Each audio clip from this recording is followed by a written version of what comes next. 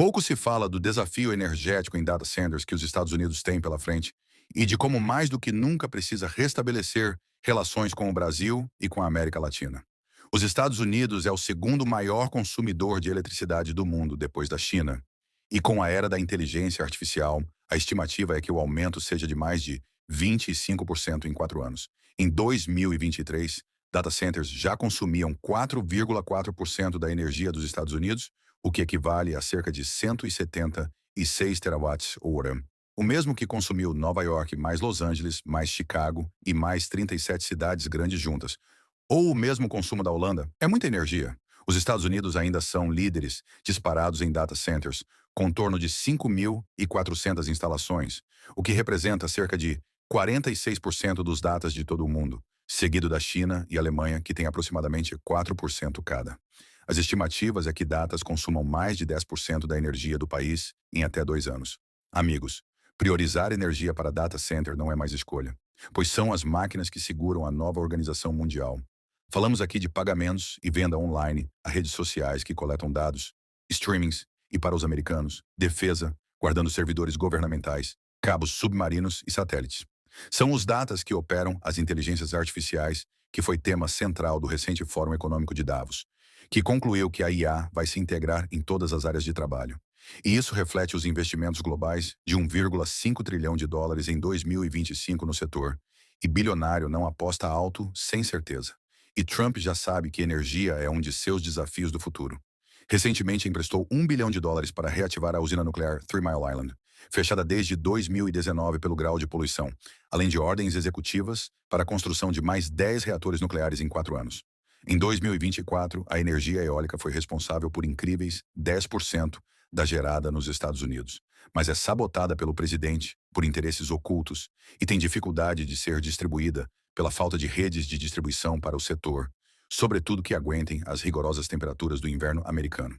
Nesse sentido que a América Latina toma papel importante. A Europa não confia mais nos Estados Unidos e se aproxima cada vez mais da China. Trump não sustentará isolacionismo econômico por muito tempo e já sabe disso quando arrisca alto no petróleo venezuelano e passa por cima do ego para se aproximar de Lula ou do Paraguai, onde visa em curto prazo instalar data centers que utilizem a energia excedente de Itaipu. No Brasil, já tem data instalados da Amazon, Google e outras empresas americanas que buscam a estabilidade elétrica do país, que tem 88% de sua eletricidade advinda de fontes renováveis, hidrelétricas e eólica. Amigos, Trump não se afasta da Europa sem uma carta na manga, e essa carta é a América Latina, o que demanda atenção máxima na soberania do Brasil para que não saia lesado em futuras negociações. Por isso é tão importante entender o funcionamento energético da região. É no inverno que os russos ganham guerras? Haja desafio para Donald Trump, que agora decreta emergência em 12 estados, com tempestade recorde que deixa 1 milhão de casas no escuro, em um recado claro da natureza. Não sabotar a energia eólica do país. O inverno rigoroso que chega a 17 estados americanos acabou acelerando o que o próprio Trump já previa. A crise energética que se dá não por falta de produção de energia elétrica, mas infraestrutura sabotada. Se o mundo já sofre um consumo exponencial de energia, que dirá a maior potência do mundo, o fim de semana americano, principalmente nos estados do sul, foi marcado por mais de 12 mil voos cancelados, 1 milhão de casas sem energia e 2 mortes por hipotermia. Isso porque a eletricidade nos Estados Unidos é produzida principalmente pelo gás natural queimado em termoelétricas. Mas no inverno, a prioridade é para o aquecimento das residências, o que leva à escassez de gás nas usinas, que são obrigadas a desligar. Só neste fim de semana, 21 gigawatts, que abastece cerca de 60 cidades médias, foram desligados no sul e meio Atlântico dos Estados Unidos, com destaque a Louisiana, Tennessee e Mississippi, estados republicanos. E enquanto termoelétricas são desligadas, o destino é tão sacana com Trump que sobra energia eólica no meio oeste americano. Mas como dizia Dilma Rousseff, é preciso tecnologia para estocar vento. Ventou tanto em estados produtores de eólica, como Oklahoma, Novo México e Kansas, que as turbinas eólicas produziram mais energia do que o consumo local absorve, levando as usinas eólicas a pagarem para as distribuidoras ficarem com a energia, já que sai mais barato que desligar turbinas, o que é chamado de preço negativo. Vale lembrar que essa energia poderia chegar ao sul-americano se Trump não fosse um sabotador ativo da energia eólica, suspendendo licenças e enfraquecendo os programas de linhas verdes de transmissão.